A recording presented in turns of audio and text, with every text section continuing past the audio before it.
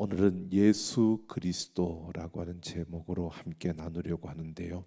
우리가 잘 아는 세례 요한의 이야기입니다. 세례 요한은 예수님이 오실 길을 예비하였던, 참으로 선구자 역할을 감당했던 그런 인물입니다.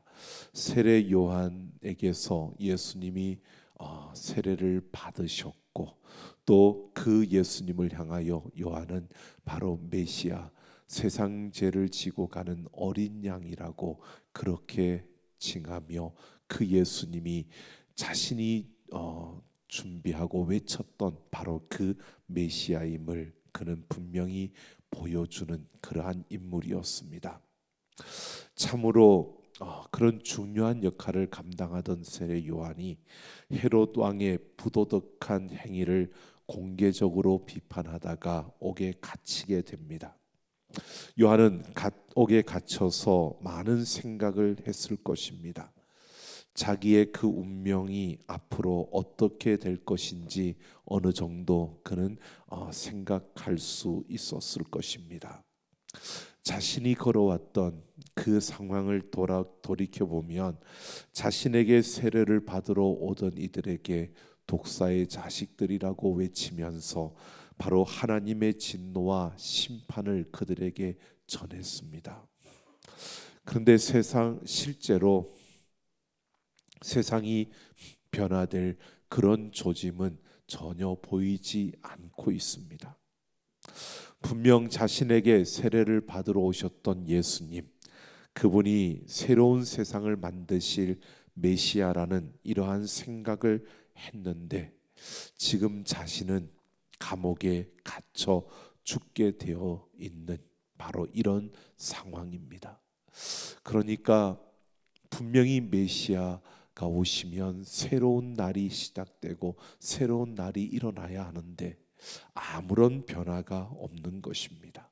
그래서 요한이 그의 제자들을 예수님께 보내어서 오실 그이가 당신이오니까 우리가 다른 일을 기다리오리까 라고 그 예수님께 묻는 겁니다. 여기에서 오실 그이라고 하는 것은 유대인들이 기다리는 메시아를 말하는 겁니다. 그러니까 이 질문은 예수님께 이렇게 묻는 겁니다. 당신이 메시아입니까? 라는 질문입니다. 유대인들은 메시아가 오기를 대망했습니다. 메시아는 여러분 구원자라는 뜻이고요. 이거 원래 구원은 그 하나님의 그 고유한 행위입니다. 그렇기 때문에 메시아는 하나님과 존재론적으로 동일한 그러한 분이십니다. 결국 유대인들이 메시아를 기다렸다라고 하는 것은 하나님을 기다렸다라고 하는 것과 같은 뜻인 것입니다. 유대인들이 메시아를 대망하고 기다린 이유가 있습니다. 유대는 작은 나라입니다. 주변의 강대국과 맞서 싸울 힘이 없는 그런 나라였습니다. 그러다 보니까 주변 강대국에 의해서 끊임없이 시달림을 받고 생존의 위협을 받는 그런 나라였습니다. 그러다 보니까 온 세계로 박해와 핍박을 통해서 흩어지게 되어서 우리가 디아스포라라고 하는 것처럼 유대인들이 각지로 흩어지게 되는 이런 아픈 역사를 가진 그런 자들입니다. 그런 시련 가운데서도 그들은 하나님을 믿고 따랐는데 어느 한순간에 신앙에서도 딜레마에 빠지게 된 것입니다. 자신들이 믿었던 그 하나님께서 어떻게 우리가 이렇게 계속해서 고통과 아픔 속에 우리 모든 것들이 다 무너지는 이런 참혹함 속에 놔둘 수가 있느냐. 그래서 그들이 생각할 때에 우리가 믿었던 그 하나님이 무능한 신이든지 아니면 자신들이 하나님의 민족이 아닌 것이다, 이렇게 생각을 하면서 그들은 희망이 보이지 않는 자신들의 그러한 삶과 그 민족을 보면서 그들은 우리가 아무리 하나님을 믿어도 아무 소용없다, 우리가 하나님을 붙든다고 해서 우리에게 뭔가가 되어지는 게 아니다라고 그들이 생각하며 좌절하며 그냥 희망이 없는 그러한 상태가 되었습니다. 그때 선지자들이 일어났습니다. 선지자들이 일어나서 그 백성들에게 던지는 메시지가 바로 메시아가 올 것이다. 그리고 그 메시아가 오면 이스라엘을 중심으로 완전한 정의를 실현하는 그런 나라가, 하나님의 나라가 이루어진다고 그들에게 선포한 것입니다. 그래서 유대인들은 이 꿈을 가지게 된 것입니다. 그래서 그 꿈을 가지고 그들은 더 어려움이 찾아와도 그들 안에서는, 그래, 메시아만 오시면 우리는 이스라엘 중심의 새로운 나라가 세워질 거야 라고 그들은 소망하고 꿈꾸고 그 어려움을 견디며 살아가는 것이었습니다. 세례 요한도 바로 그런 전통적인 유대 메시아 사상을 가지고 있었습니다. 그런데 그에게 들려오는 예수님에 대한 소문은 그가 기대하는 메시아의 모습과는 달랐던 것입니다. 바로 요한이 던진 그 오실 그이가 당신이일까라고 하는 이 질문은요, 이렇게 해석되어질 수 있습니다. 예수님에게서 메시아의 징표를 보았으니 속히 그 나라, 그 이상적인 그 나라를 이루어 달라는 의미이기도 하고요. 또 다른 한편으로는 확실하지 않으니 메시아이심을 더 적극적으로 나타내고 보여달라는 그러한 요구이기도 한 것입니다. 그러니까 요한은 지금 정말 당신이 메시아라면, 우리가 기다리던 그 메시아라면 바로 그 이상적인 이스라엘을 중심으로 한 그 아름다운 나라를 빨리 이루어 주시든지, 아니면 정말 메시아라면 메시아라는 그 사실을 우리가 더 확실하게 알 수 있도록 그것을 더 적극적으로 보여달라는 것입니다. 그런데 4절을 보면요, 예수님께서 이 질문에 대해서 직접적인 대답은 하지 않으시면서 이렇게 말합니다. 너희가 가서 듣고 보는 것을 요한에게 알리라 라고 합니다. 듣고 보는 것에서 답을 찾을 수 있다는 겁니다. 그러면서 무엇을 듣고 보았느냐라고 하는 그 내용을 5절에서 밝히는데요, 이사야 35장 5절 말씀을 일부 인용하면서 이렇게 말합니다. 맹인이 보고 못 걷는 사람이 걸으며 나병한 자가 깨끗함을 받으며 못 듣는 자가 들으며 죽은 자가 살아나며 가난한 자에게 복음이 전파된다라고 말합니다. 이것은 유대인들의 기대하던, 대망하던 그 메시아 사상에 일치되는 것입니다. 그래서 파괴된 삶의 회복, 이스라엘 중심의 새로운 나라가 이루어질 것을 가리키는 것으로 그들은 받아들일 수 있습니다. 그런데 문제는 세례 요한이 그대로 감옥에 갇혀 있다는 사실입니다. 전통적인 메시아 사상에 의하면 예수님이 앞을 보지 못하는 자를 고쳐주고 걷지 못하는 자를 걷게 하셨던 것, 그렇게 고치셨다면 그처럼 바로 감옥에 갇힌 요한도 석방시킬 수 있어야 하는 것입니다. 그런데 예수님께서 아직 그 요한이 그곳에 갇혀 있을 뿐만 아니라 그렇게 말씀하신 다음에 6절을 보면 예수님이 뜬금없이 이렇게 말합니다. 누구든지 나로 말미암아 실족하지 아니하는 자는 복이 있도다라고 합니다. 여기에서 복은 마태복음 5장에서 말씀하시는 팔복에서 나오는 그 복을 말합니다. 바로 구원과 같은 뜻입니다. 그리고 실족이라는 이 말은요, 헬라어로 그 원어가 스칸달리조라고 하는데, 이것은 우리가 영어 스캔들이라는 그 단어의 어원입니다. 그러니까 지금은 우리가 스캔들 그러면 추문이라는 이러한 정도의 뜻이지만 원래 헬라어로는 어떤 사람을 죄에 빠지게 하거나 믿음을 포기하게 하는 것을 의미하고 있는 겁니다.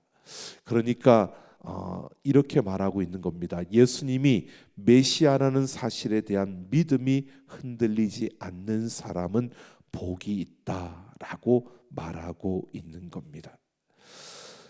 예수님이 실족을 운운하신 이유가 있습니다. 그것은 당시에 예수님으로 인해서 실족하는 사람들이 적지 않았기 때문입니다. 특히 유대인들의 그 메시아 대망 사상을 가지고 있었던 그 메시아의 그 관점에 묶여 있었던 사람들, 그 유대인들은 바로 예수님으로 인해서 실족할 가능성이 높았기 때문입니다. 유대인들이 기대하는 엘리야가 행한 것과 같은 초자연적인 능력, 그 초능력의 기적을 예수님도 행하셨습니다. 그런데 그게 전부가 아닙니다. 오늘 5절을 보면요, 분명히 예수님이 이런 사실을 보여줍니다. 그런 것과는 다른 가난한 자에게 복음이 전파된다라고 하는 것이 덧붙여져 있습니다.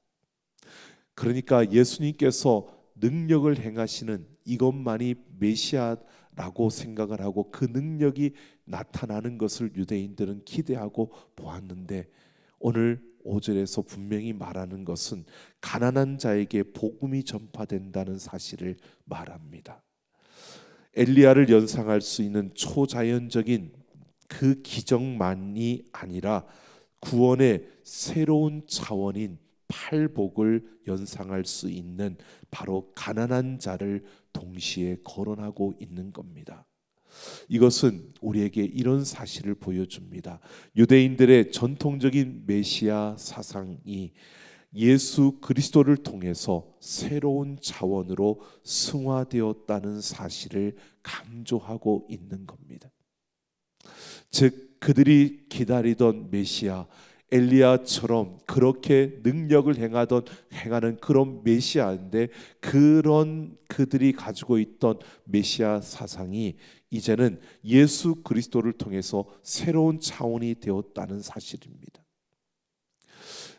그러니까 전통적인 그 메시아 사상에 머물고 고정되어 있는 사람은 예수님으로 인해서 실족할 수밖에 없다라고 이렇게 말해주고 있는 겁니다.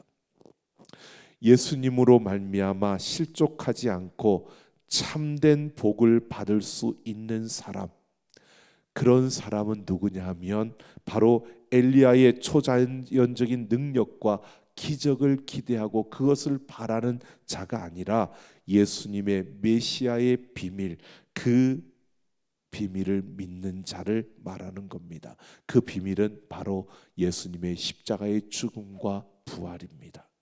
그러니까 여기에서 분명히 우리에게 보여주는 것이 있습니다. 바로 나타나는 기적과 능력을 통해서 메시아를 기다리고 그러한 자가 메시아라고 믿는 그러한 유대의 전통 사상으로 인하여서는 구원을 얻을 수 없다는 겁니다. 오직 예수 그리스도의 십자가의 죽음과 부활을 통해서 우리는 생명을 얻을 수 있고 구원을 얻을 수 있다는 사실을 말해주고 있는 것입니다. 바로 이것이 예수님을 통해서 우리에게 주어진 그 생명의 신비인 것입니다. 바로 이것을 믿고 따르는 자에게 실족하지 않는 바로 그리스도인이라는 그 자리에 서게 된다는 것을 말해주고 있는 것입니다. 바로 유대교의 메시아니즘, 바로 그들이 기다리던 메시아 뿐만 아니라 지금 이 세상의 사이비 메시아니즘이 말하는 구원이 아니라 예수 그리스도를 통한 하나님의 비밀스러운 구원의 경륜을 받아들이는 것, 이것이 예수 그리스도로 말미암아 실족하지 않는 것이라고 우리에게 말해주고 있는 것입니다. 여러분, 이렇게 예수 그리스도를 믿는 믿음으로 우리가 설 때에 우리는 실족하지 않는다라고 하는 것입니다. 이런 자들에게 실제로 주어지는 그 복, 이 복은요, 여러분, 유대인들과 그 메시아적 사상이 말하고 있는 초능력과 또한 기적과 또는 세상에서 우리가 부자가 되고 세상에서 성장을 이루고 번영하고 창대하는 것, 바로 그러한 것과는 다른, 그런 질적으로 다른 복입니다. 11절을 보면 예수님은 세례 요한의 제자들이 돌아간 뒤에 사람들에게 여자가 낳은 자 중에 세례 요한보다 큰 이가 일어남이 없다라고 말합니다. 그러면서 예수님은 천국에서는 극히 작은 자라도 그보다 크니라라고 말합니다. 이것은 이 세상의 형식과 이 세상의 삶의 방식과 천국의 그 방식과 형식이 다르다는 것을 분명히 말해주고 있는 겁니다. 예수님을 온전히 그리스도로 믿는 사람들은 질적으로 다른 생명의 그 세계로 들어가고 새로운 차원의 삶을 누리며 살아가게 되고, 그가 바로 세례 요한보다 큰 사람이다라고 이렇게 말하고 있는 것입니다. 여러분, 우리가 보십시오. 정리해 보면 이런 겁니다. 유대인들, 그들은 메시아를 기다렸습니다. 지금 우리도 예수님이 다시 오실 그 메시아를 기다리고 있습니다. 그런데 여러분, 왜 메시아를 기다리고 있습니까? 여러분, 우리는 어떤 구원을 원하고 있습니까? 예수님을 믿음으로 여러분 무엇을 기대하고 있습니까? 병이 낫고 부자가 되고 지식의 어떤 그 충만함, 세상에서 높은 자리에 올라가는 것, 우리 자녀들이 잘 되고 자녀들이 출세하는 것, 여러분, 우리가 속해 있는 이 나라가 더 경제적으로 부강한 나라가 되고 발전하는 것, 여러분, 이러한 것들이 우리에게 필요 없는 것이 아닙니다. 우리에게 필요한 것입니다. 하지만 그것은 우리가 집중하고 집착할 것들이 아니라는 것입니다. 여러분, 그런 것들을 모두가 자기중심적이고, 그러한 모든 것들은 이 세상, 인간이 중심이 되어져 있는, 세상이 중심되어져 있는 세상에서, 이 세상에서 말하고 있는 그러한 것들을 말하고 있는 겁니다. 우리가 그러한 것에 집중하는 것이 아니라, 정말 그것에 집중한다면 그것은 다른 것이 아니라 유대인들이 원하던 것들이었습니다. 정말 그런 구원을 원하게 된다면 오늘 말씀은요, 그러한 것을 원하게 되고 거기에 집착하게 된다면 실족하게 된다는 겁니다. 예수님을 통해서 실족하게 된다는 것입니다. 예수님은 그런 요구를 들어주기 위해서 이 땅에 오신 것이 아니기 때문입니다. 여러분, 예수님은 우리에게 영원한 생명을 주시러 이 땅에 오신 줄로 믿습니다. 예수님은 우리를 살려서 영원한 생명을 주시기 위해서 이 땅에 오셨지, 예수님께서 여러분 부자가 되게 하려고, 여러분 병을 낫게 하려고, 여러분 자녀들 잘 되게 하려고 이 땅에 오신 것이 아닙니다. 우리가 예수님이 왜 우리에게 필요하냐? 예수님이 내가 병을 고치고 내가 부자가 되고 내가 높은 자리에 올라가고 우리 자녀들이 좋은 대학에 가고 우리 자녀들이 좋은 직장에 들어가기 위해서 예수님이 필요하다면, 여러분들은 예수님을 통해서 실족하게 되는 자들입니다. 우리에게 예수님은 그러한 병을 고치기 위해서 예수님이 필요한 것이 아니라 죄에서 내가 건짐을 받고 영원한 생명을 얻기 위해서 예수님이 필요한 것입니다. 우리는 내가 중심이 되고 인간이 중심이 되고 세상이 중심이 되는 그러한 세상의 흐름 속에서 너무 익숙해져 있다 보니까 이 세상의 것이 전부인 것처럼 우리는 착각합니다. 여러분, 내가 돈이 필요 없다는 게 아닙니다. 그러나 그 돈에 집착하고 묶이게 되면 그것이 전부인 것처럼 생각하면 우리는 그보다 너무나 큰 것을 잃어버리게 되는 것입니다. 예수 그리스도를 통해서 우리에게 필요한 것들이 공급되어지는데, 여러분, 우리가 예수님 믿으면 부자가 된다, 거짓말입니다. 예수 믿으면 자녀들이 대학에 잘 들어간다, 거짓말입니다. 그것은 예수님을 팔아서 엉뚱한 장사하는 이야기입니다. 여러분, 예수님 믿는다고 부자 되는 거 아닙니다. 예수님 믿으면 영원한 생명을 가지고 천국에 들어가는 겁니다. 부자 되는 게 더 좋은가 봐요.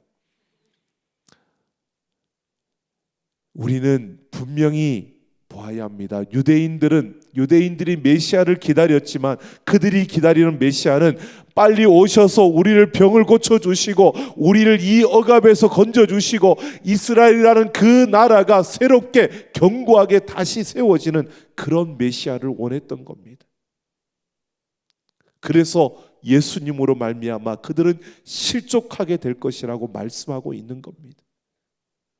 실제로 예수님은 그들에게 그런 병을 고치고 그들에게 그런 나라를 세워주기 위해서 온 것이 아니라 예수님은 그들을 죄악에서 건져서 영원한 하나님의 나라에 들어가는 하나님의 백성으로 삼기 위해서 이 땅에 오신 줄로 믿습니다. 오늘 우리는 바로 이것을 보아야 합니다. 유대인들처럼 우리가 그렇게 예수님을 바라보아서는 안 되는 것입니다. 세상 중심의, 인간 중심의 그 관점에서 우리는 그것을 필요를 채우기 위해서 예수님을 믿는 것이 아닙니다. 그래서 우리는, 여러분, 건강해야지요. 여러분, 우리가 육신의 질병이 있으면 하나님의 은혜와 도움을 구하며 기도해야 합니다. 기도하지 말라는 게 아닙니다. 하나님께서 고쳐달라고 기도해야 합니다. 그러나 거기에 매이지 않아야 된다는 겁니다. 내가 고침을 받지 못하더라도, 바울이 자신의 육신의 연약함, 가시를 가지고 하나님 앞에 간구했지만 그러나 그에게 주어진 하나님의 그 응답은요, 내 은혜가 내게 족하다는 것이었습니다. 바울은 내가 육신의 질병을 가진 것, 이 고치는 것, 이게 중요한 게 아니라 내가 하나님의 자녀가 되어 영원한 생명을 가진 자로 살아가는 것, 그것이 그에게는 더 큰 은혜였고 그것을 보았습니다. 그래서 육신의 병을 안고 연약하지만 그 몸을 가지고 그렇게 복음을 위해 달렸던 것입니다. 여러분, 우리가 힘들고 어려울 때 하나님, 이 어려운 환경을 이겨낼 수 있도록 하나님, 재물의, 물질의 이 문제도 해결해 주시고 이런 자녀들의 어려운 문제도 풀어주시고 기도하라는 겁니다. 기도하지 말라는 게 아닙니다. 기도하십시오. 기도해야 합니다. 그런데 거기에 묶이고 매여서는 안 된다는 것입니다. 내 기도를 듣고 하나님께서 자녀의 문제를 풀어주시면 감사하면 됩니다. 그런데 풀어주지 않았다고 해서 하나님이 나를 버렸나 봐, 하나님께서는 나하고 관계가 없나 봐, 이러면서 여러분 포기하고, 그러면서 여러분 우리가 거기에 묶이고 매여지면 우리는 그리스도로 말미암아 실족하게 되어진다는 것입니다. 여러분, 우리는 이 세상에 있지만 영원한 생명을 가진 자로 살아가고 있는 자입니다. 그래서 우리는 세상 중심이 아니라 하나님 중심으로 서야 하고요, 우리는 인본주의가 아니라 우리는 신본주의로 살아가는 자들입니다. 그래서 우리는 세상에서 함께 살아가고 있고 똑같이 땀을 흘리고 있고 세상 가운데서 우리가 달려가고 있지만 우리는 세상에 매이고 묶인 자가 아니라 많이 가졌도 적게 가져도 우리는 자유할 수 있는 하나님과 함께하는 자들이라는 사실을 우리가 잊지 않아야 하는 것입니다. 우리에게는 예수 그리스도의 이름이 있습니다. 예수 그리스도께서 우리에게 영원한 생명을 주셨고 그 예수님께서 우리의 소망이 되십니다. 바로 그 예수님의 부활의 그 생명이 오늘 우리에게 있어서 우리는 이 세상에서 하나님을 중심으로 그 하나님의 말씀을 따라 살아갈 수 있는 자들이 되었다는 것입니다. 여러분, 그 메시아가 다시 오시길 우리는 기대하며 이 땅을 살아가고 있습니다. 지금 우리는 이미와 아직 사이를 살아가고 있는 겁니다. 예수님께서 이 땅에 오셔서 하나님의 나라가 시작되었고 다시 오실 그날에 완성되어질 그날을 바라보며 우리는 오늘을 살아가면서 예수님 다시 오실 그 길을 우리는 준비하며 나아가고 있는 것입니다. 그래서 우리는 무엇보다도요, 지금 이 순간 정말 그 예수님이 다시 오실 그날을 기다리며 그 예수님을 기대하며 우리는 치열하게 이 세상에서 살아가고 있는 겁니다. 그렇게 살아가야 하는 겁니다. 세상은 끊임없이 우리로 하여금 세상을 중심으로, 세상의 인간을 중심으로 모든 것을 보게끔 우리를 그렇게 유혹하고 우리를 그렇게 몰아가고 있습니다. 그 틈바구니 속에서요, 우리는 예수님을 바라보며 하나님 중심으로 하나님의 그 말씀만을 붙들고 그 말씀에 순종하며 달려가는 우리의 걸음이 되어져야 합니다. 야고보서 5장 8절을 보면 야고보는 이렇게 말합니다. 너희도 길이 참고 마음을 굳건하게 하라. 주의 강림이 가까우니라 라고 말합니다. 여러분, 세상의 인본주의와 세상 중심의 그 모든 흐름 속에서요, 여러분, 우리는 그 어떤 순간에도 휩쓸리지 아니하고 흔들리지 아니하고요, 우리에게 있든 없든 또 우리가 어느 자리에 서 있든 여러분, 우리는 예수 그리스도 하나님께서 약속하신 그 예수님이 다시 오실 그날을 바라보며 우리는 하나님 말씀을 따라 달려갈 수 있는 우리 모두가 되기를 예수님의 이름으로 축원합니다. 우리가 살아야 하는 이유 예수 그리스도입니다. 우리가 이 땅을 걸어가는 이유 예수 그리스도입니다. 우리가 숨을 쉬며 이 땅 가운데서 달려가는 이유 예수 그리스도입니다. 예수님만이 우리의 삶의 전부임을 기억하며 우리는 이 땅에서 하나님의 말씀을 따라 주님 다시 오실 그 길을 기다리며 그 길을 열어가는 우리의 걸음이 되기를 예수님의 이름으로 축원합니다. 시간 같이 함께 찬양하고 기도하는 시간 같습니다.